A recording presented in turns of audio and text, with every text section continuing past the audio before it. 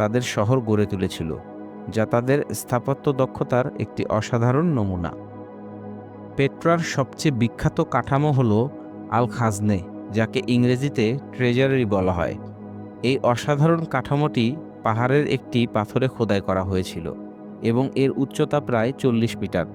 আল খাজনের সামনে দাঁড়ালে মনে হয় যেন এটি সময়ের বাহিরে অবস্থিত।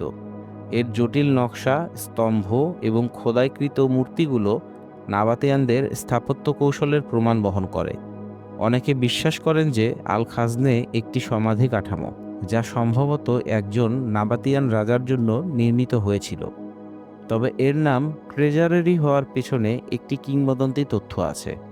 স্থানীয় লোককাহিনী অনুসারে এই কাঠামোর উপরের অংশে একটি পাথরের কলসে অঢেল ধনসম্পদ লুকানো আছে।